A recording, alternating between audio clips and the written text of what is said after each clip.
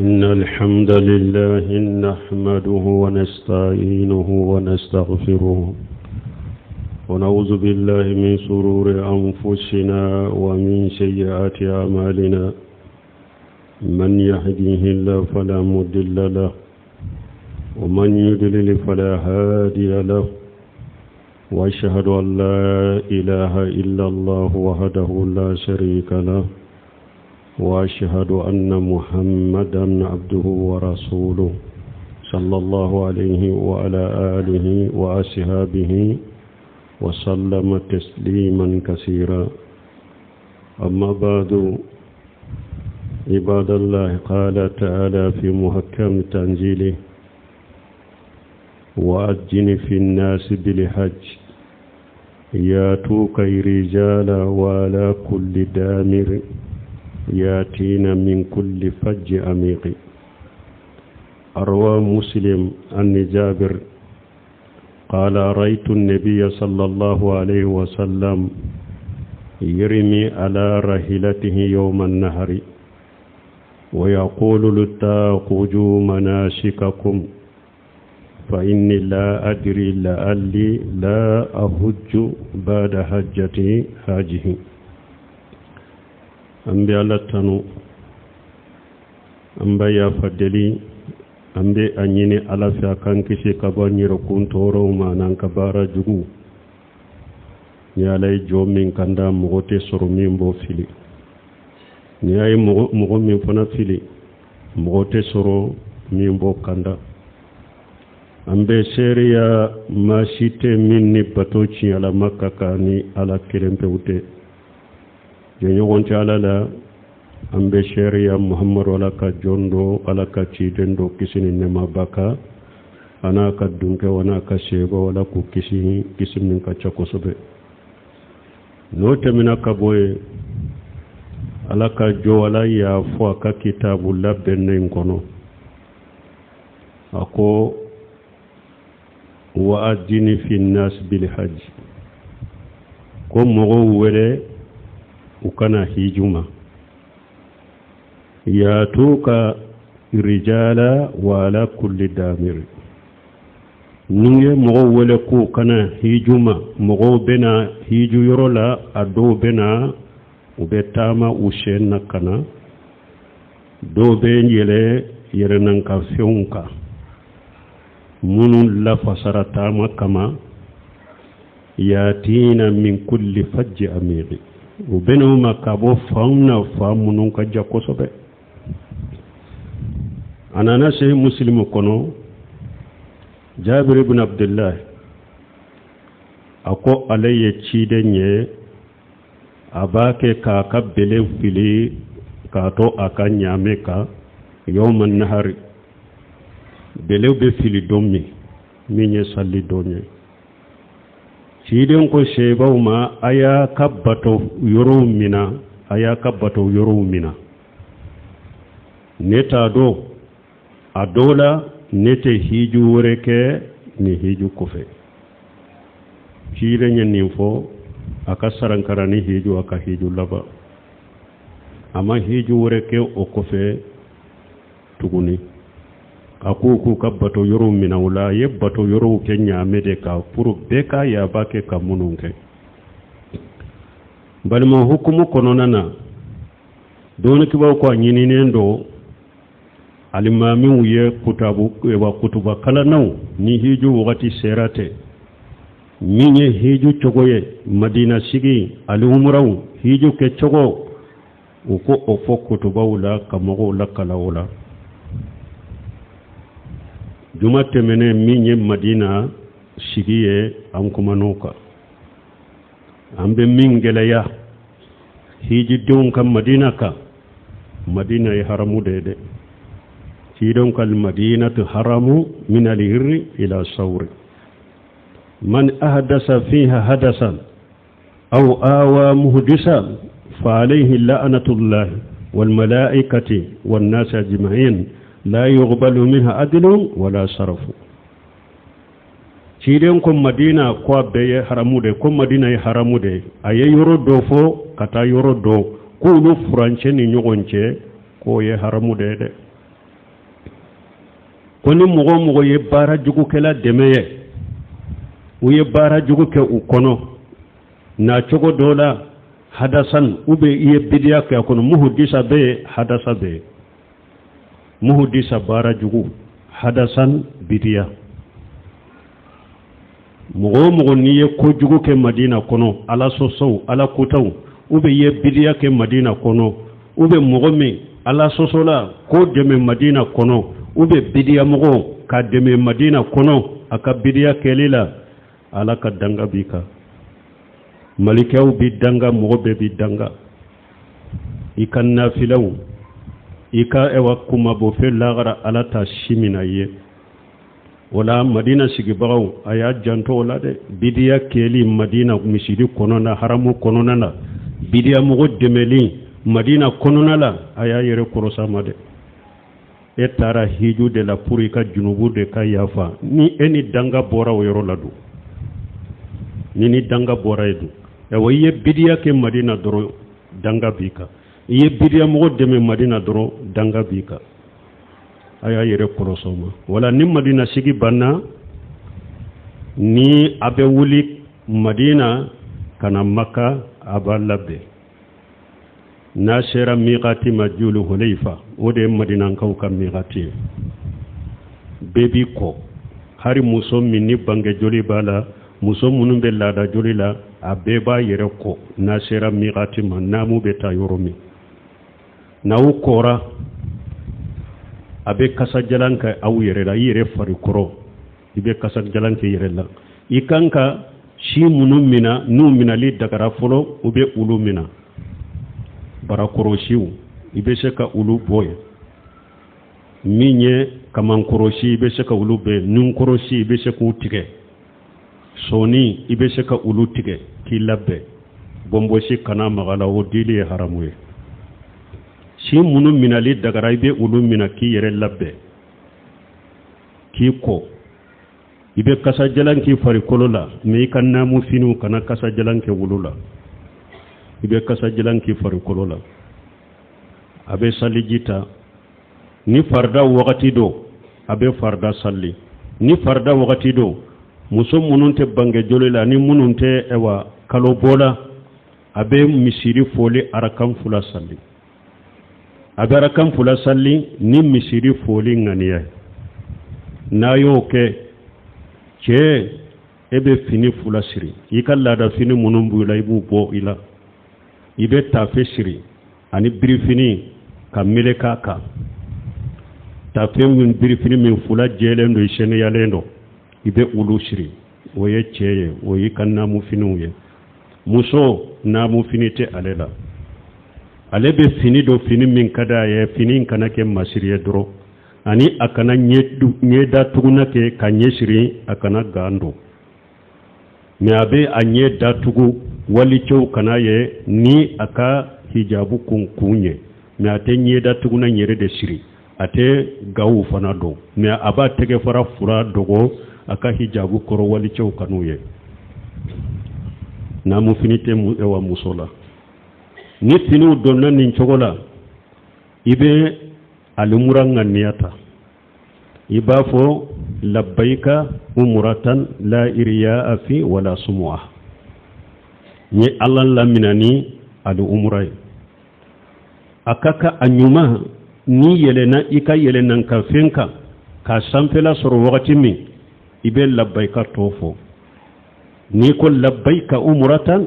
i b'a fɔ labbaika labbaika allahumma labbaika la sharika laka labbaika innal hamda wan ni'mata laka wal mulk la sharika laka cɛw b'u kanpere ni nin ye mais muso b'a fɔ da jukɔrɔ labbaika fɔ muso kan'i kanpere n'a ye dɛ e b'i da fɔ da jukɔrɔ n'aw yɛlɛna ka yɛrɛnan kan fɛnw kan a bɛ ni labbaika fɔ awa lin labbaika isa a bɛ to nin fɔli de la fɔ kana Maka wagati bɛ labbaika ka kɛ aw da la u bɛ jikiru ala ko sumaw labbaika fɔ sira la ani jama bɛ n'a b'a ka labbaika fɔ n'a bɛ yɛlɛ tintin kan ou bien a bɛ jigin a b'a ka labbaika fɔ labbaika fɔli bɛ kɛ fo n'a sera Maka n'aw sera Makka wagati min a kanunen don ni mɔgɔ min bɛ s'a la n'i bɛ don Makka i ka kɔ ciden y'o kɛ sallallahu alaihi wasallam a nalen Makka san'a ka don a y'a kɔ a b'aw kɔ n'a sera Makka n'a nɔgɔyara mɔgɔ min ye donc labayika fo a bɛ fo de labayika fo bɛ tigɛ de fo n'i ye tawafu daminɛ n'aw kɔra n'a donna Makka kɔnɔ a bɛna haramu misiri la n'i bɛ don misiri kɔnɔ i b'i kini fɔ kini sɛ i b'o fɔlɔ don misiri kɔnɔ i b'a fɔ bisimilahi wasalatu wasalamu ala rasulillahi allahumma aftaha li abwaba rahmatika a'udhu billahi al-azim wa biwajhihi al-karim wa sultanihi al-qadim min ash-shaytani ar-rajim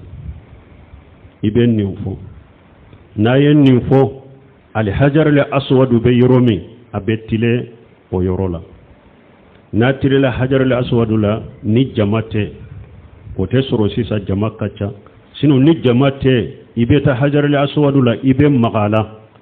ka i nun da la ka embrasser i b'i nun da la ka embrasser n'i ma se k'o kɛ i b'i bolo magala k'i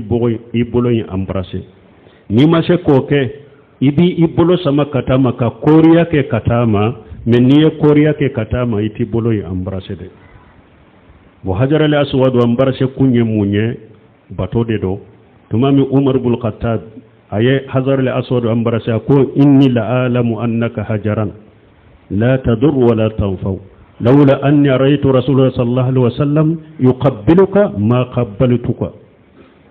ما مبن القتاب أي حجر الأسود أمبرسي أكون نبادو كو أي كلود أي فرادي هيراتي بولو توراتي بولو نينتو ما تشيدني نابي أمبرسي نتي أمبرسي أتي أمبرسي كوي بي كلو نيري باريكا نيني كوي أبي أمبرسي على بطولي دي كما بطو يرو دي دو إبي أمبرسي على دي كما على بطولي دي كما ni hajar al-aswad ni ya embrasser ou bien ni embrasser li masro haramu mo ye terenke tamanse ke yoro dola ni sera o yoro ma woye hajar al-aswad nyetile ni sera o yoro ma bi bolo sama katama iba fo bismillah allahu akbar tawafu be damina hajar al-aswad dena ibe alikaba to ikinina iba soro nin tawafu na fen fula ye sunnay folo ibi ewa iba soro niyen namu finido kabri fini merekeila migatila ibi kaman fula bedda tugude ita foi to kenema men ni sera alikaba na nin tawafu ibi kini nkama ibobo ubafu odema ali iditi bawo ibi kini kama ibobo kabri fini da numan kama inka kini kama kabri fi kundo koro kinin kama imbe bo kenema nin tawafu ina bafu ale de ma tawaful qudum ube tawaful umra ibi kinin kama imbo ni nye asunna fulo min kanka ken nin tawafu ina asunna fulana nin tawafu ina yare tawafu ye sinya wolon fulade me sinya saba fulo ibe juganjuga ulula sinya saba fulo ibe juganjuga kisi enteleya ni sinya saba fulo e wa tawafu saba fulo intemena nani to ibe tama i chogola o sunna fulana nin tawafu ina ibe alikaba to inumana tawafu be damina le hajar al aswad de ni alikaba munumuna isa gira kana hajar al aswad ma tawafu kele o ye tawafu kele ibolo donc ni nana hayawa minye urukunu yeymani ni nana o yoroma ne anno yarima jamate ibi bono makala ne iti bolo ya embrasser de ni jama fe be fana ite se ka girala itemala basiti ka sunna de do rukunu yaymani ani hajar al-aswad ni nyogonche ibe duawu do fo rabbana atina fid dunya hasanatan wa fil akhirati hasanatan wa qina azaban nar donc ibe tawafu wolon fulain kenin chogola ni be tawafu inke akasoro salli jibila tawafu imbe damina hajar al-aswad ni nana hajar al-aswad makele ni tara kana ina na tuguni hajar al-aswad ma fula foka wolon fula dafa ni tawafu wolon fula indafara ibi ikinin kamami ni tunya bo iba datuku ibe brifini sagi no la ki ewa kaman fula be datuku ni kaman fula be datugu maqamu ibrahima ibeta sani ka shama ibafu wattaqiju min maqami ibrahima musalla ni sera maqami ibrahima na no yarayima ibe maqamu ibrahima bilayni alikabace ibe arakan fula salli akofe arakan fulo fatiha kofe qul ya ayyuhal kafirun arakan fulana fatiha kofe suratul ikhlas qul huwallahu ahad ubu o salli maqamu ibrahima kofe ni jama kacha ni ma maqamu ibrahima kofe la soro ni ya salli haramu yoro iye arakan fula salli haramu yoro abenya iye sunna inke ibe arakan fula salli ni arakan fula salli abanna na no yarima sagi kata hajar al aswaduma ika maqala ki bolo embrasser ni oma no ima jama kacha iba toy ni tilala ola ibeta jamu jila jamu jibe yoro mi betai ibe jimme ni ba ado boyi ka ki kunko na ibashi tola ibe jimme fuka ifa jamu jila ni jamu jimme ibe bo ibeta al musaya minye safan marwa tama beke yoromi ibe tile safala ni surunyana igrela safala isurunyana ma ibafo inna safa wa inna safa wal marwata min sha'irillah ibni ayakala ni yelena safaka ibeta fo asanfe kinyeshi alikaba ma fo ni alikaba ye yoromi ni alikaba ye ibi bulo fula korota ibafo la ilaha illa allah wahdahu la sharika lahu lahul mulku wa lahul hamdu wa huwa ala kulli shay'in qadir la ilaha illa allah wahdahu anjaja wadahu wa nasara abdahu wa hajama li ahjaba wahdahu ibn ninfo ni yafo ibe duwuke ni duwuke ibe sage kanin ewan duwu fo tuguni ibe duwuke tuguni fo sinya saba ibe ninfo sinya saba a foli ni ya fo sani ka sinya doyin fo ibe duwuke ni nyogonje ki bolo fula kurota ki nye silento alikabama ibe ninke safaka ni jigina safa ibe tama kata marwama ni sera yoro dola tamanse fula be o tamanse fula kore munye ibe juganjuga o tamanse fula ni nyogonje ibe juganjuga me muso juganjuga te muso la alebe tama chogola me chembi juganjuga nini muso be nyonfe ni sirana ni shen tele ya ka juganjuga ibe ta kato iba makono juganjuga di binna ka boyka muso inofe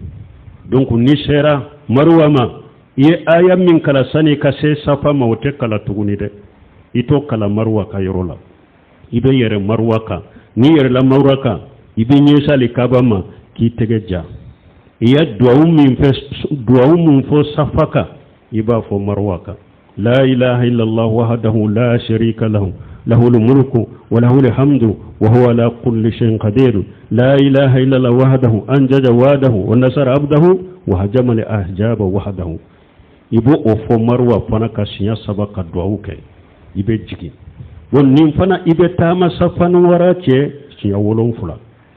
ni bora safa isera marwa ma kele ni bora wa marwa itara safa fula ni bora safa ina na marwa saba ni bora marwa itara safa nani ni bora safa ina na marwa duru ni bora marwa itara safa woro ni bora safa ina na marwa wolon fula abe damina ni safa de tama imbe bani marwa ni eko ni tama banna ni safaye jatemina iya nagashi ube do faralaka donc wolon fula ya be damina safare abe ba marwa donc tama yi safanu woro ni nyogonche do kerekerele mana ibe kitabu fitini soro do bobolo nu do kerekerele bobolo bu fo o ye bidiyai do kerekerele nte kalam min kadiye do min kadiye jikiru min kadiye iba fo itamato safanu marwa ni nyogonche me adamana do kerekerele nte donc tawafu fana bo chogola damana do kerekerele nte fo minye rukunu yaymani ani hajarul aswad ni nyogonche ibe rabbana atina fid dunya hasanatan fil akhirati hasanatan bo fo oni nyogonche donc minye ni safanu marwa ni ulu dafara ni chogola mumbena ويد الحلق أو التقشير. بارك الله لي ولكم في القرآن الحكيم ونفعني وإياكم بما فيه من الذكر الحكيم. أقول قولي هذا واستغفر الله لي ولكم ولسائر المسلمين من كل جنب واستغفروه إنه هو الغفور الرحيم.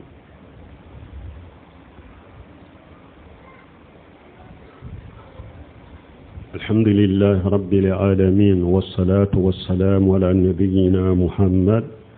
وعلى آله وأصحابه وسلم تسليما كثيرا. ولا نمني سفن مروة تاما سنولون فلا نا دافرا ننشغلا على عمرك بغو كندي وبكي كون كاكوفي مهيجو وقت التالي من فلنيني ki kun kofe wade kausa kadi parce que tuma mi ciden ni seba utara ka hiju labaina ayunya maria ku kun kofe de pour hiju wakati kasuru hiju fanaka kun sigi soro ikun kolola wala tamatu tigu ube kun abaka kun kofe me kofeli inka kun kolo si bede soro akana soro ka yoro do kofe ka yoro do toy ikunkolo shibbe kofeli ka besoro ika kofe ni yoro la tamatula ka kofe ode kanye kateme kadi pour ani hiju ka soro hiju wati ka kunshigi soro ikunkolo la nibadi chawugu kun kofe muso kundite muso ka chidanye balilike muso kana kundi me muso be kadana anumula bolondeni kun hake bolonkoni deni kun hake muso bode mina ka bwa shinna ko tige ka bwa shinna aleta kofe komi che atadi bolokoni de kun hake muso bode mina shinna ko tige oyale wasa aleka kofoli yede wonaye ninke nin chogola jawu yukun kofe muso bolonkoni den hakke eyo mina ikun sigila ko tige ka wala ali murabbana minye chewuye akalla da finu doli dagarawuye ani makkan kawbe kelenye sisa abe makka sigide damina sisa hari na ya soro nini ka muso tara ika muso dagareye abe komi makkan kawde donc namu finu be bila akalla da finu be do muso fana nyeda tuguna misirli tun haramu yari bolo be ka gawundo adagara sisa ka gawundo iki ka nyeda usigi abe sigi makka nin chogola donc makka sigi aye faradaw ajanto faradaw la haramu kono aka janto faradaw sallira haramu kono ani nafila sallu parce que ciden ko sallallahu alaihi wasallam ako salli kele haramu kono abe ko mi salli ba kele ba keme misiru tola farda doronte wede hari nafila arakan fula niya ake haramu kono abe komi nafila arakan fula ba kemede misiru to kono farda be jidi chogomi nafila sallu be jidi o to godela donc aye nafila sallu aye uchaya haramu kono qur'ana kala jikru duawu fardaw aka jantula almami kofe nafilaw aka janto ulula wo minye tawafu ko ye sisa jama chayara haramuma haramu mugo ye yire jijab deke hiji dum be to lafiya la chokomi nu te degu ute nyugon toro kasara teke o kono nana doni ke baga woni doni ke bawo ye nyogo nyemminke wi hakrina munduma alumura kono na wutara nabe hiju makono alumura chama minni mugo bake dongodo alumura ciden ka sunna toyede dongodo fonka alumura doke ciden ka sunna toy tumami ciden ni sebo tara hiju laba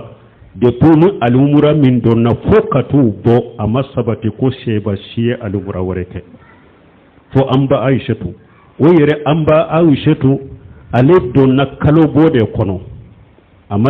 amasirka alumura ke ay alumura wakati yasuru kalo bo kono botuma mi hiju banna ko cide mogo to na alumura ni hiju be sage neni hiju dorombe sage wala cide nye amba setu nya maria ka ewa aka balimake daka Abdurrahman ibn Abi Bakari ko katatte ni imi afanaka alumura ke comme to ye hiju na alumura soro chogome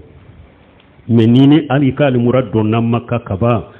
ebe makka sigila dongodo alumura wakati be alumura ciden ka sunnate de ni nye ko kura de hada madon bolo kele mogo kan nindo afulana haramu mogo yake munu ninnamu fini bala anana aka amaka alumura ke ube ulu bila ukajigi kata haramu keneka kuka tawafu ke mennamu finite munu na au yaka alumura ke ube ulu to haramu misiru to kono akana jigi haramu keneka nabe kene koro ni ambutasi beke ni degum beke ni anka mogo be munke kuto maka sigila ute alumura la de me nu be bu ka jatigila la alumura te foite nambara purun ka jigi haramu kene kan kata tawafu ko beta namu finisiri ka jigi naye o galon banka mugo bolo ni nyen galon ni jura de itara bato yoro de be baraji nyini de la baraji nyini ewa baraji nyini chogo ya chaman be haramu la min te tawafu baraji nyini chogo chaman be yo na fila sali chaya ke korna kalan chaya do chaya ke jikru chaya ke ni se tigi biye fantam munum be miskine munum be nyuman ku yeke o beye baraji de haramu la yo haramu baraji nyini madda tawafu ina aka sabali iyi ka wajibi tawafu ewa wajiba ni mura tawafu ke kaba wakati be nka galon tige ka namu fini don yere la ka yira ka ke komi be alumura la nanna to kura de do kasuru makka sigi baga de ye galondo faamaw jamfalido galondo wole amuru jamfalido ala fana ko qur'ana kun wa'tulla wa'tu rasula wa ulul amru minkum ulul amru nu ya nyamira ni fenye minte ala sosoye ambu bato alare umawu nyamira ni ala sosoyo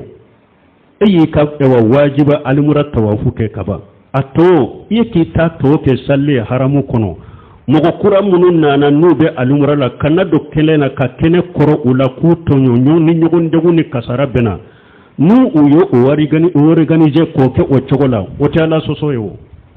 ni ulu amuru pana man ulu le amuru na manya marani ala sosoye awajibriya anka tuwa ko dan kan nyamaru kan batode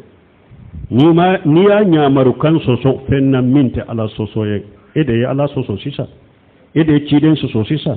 chiden ko anka tugu ulu le amuru ko akunna yi nyamarani ala sosoye de ite tuwa ko ala sosoye ndela ani junubu kele men na mi nyamira ni ala sosoye ayi nyamira ni pemmi nye fen daga lende do a wajibiran kan ka tugo ko ola donc an kam mugo munum ba ke fereye wakati be namu finu ta do kana puru ka jigi keneka ika tawafuke ka fara mugo ka munu muka wa wajibi tawafuke ibu dego abe nyugon tinti abe nyugon puse abe nyugon toroe ede kera tonya dikela ede ede kira tonya likelay bato sugu kacha haramu kono minte oye donc na tara haramu mugo nu ye ko munu wari ganize ko bila chogomi ayeto ko de ayeto ko kanu soso fana ala soso dode fana ala kuta dode fana chiden soso ri dode ute foide ke nu ni doni ke bawo de masige ka hakilna ta nyogon fe donc ambe min fo aye sabali haramu nunun ta ala soso yore ala ko man yuridu fihi bil hadi bi julmi nujihu min azabi alim ala ko haramu kono nana nu mugo ya la nyini ko ye to nyali de ke ne ala bi lanene la jaba min diminado kala soso ke ka to nyali ke wotede ala ko ni ya la nyini ko ebe jenge haramu da ka to nyali de ke ne ala bi lanene la jaba min bi la dimi donc nabe haramu nunun kono yere sago ke aya dabila de yere sago ke yorote koy aka janto aw yere la ambe ala deli hiju nunu alumura nunu ala ku ke bato minale ala ka hiju dun ala ku nyumalla sagi kana ko ka hiju ke hajjatu mabrur ka ke hiju nyumay hiju minni saratarani arjannate ربنا آتنا في الدنيا حسنة وفي الآخرة حسنة وقنا عذاب النار ربنا لا تزغ قلوبنا بعد إذ هديتنا وهب لنا من لدنك رحمة إنك أنت الوهاب اللهم اجعل الإسلام والمسلمين وأذل الشرك والمشركين ودمر أعداءك أعداء الدين برحمتك يا أرحم الراحمين وآخر دعوانا الحمد لله رب العالمين.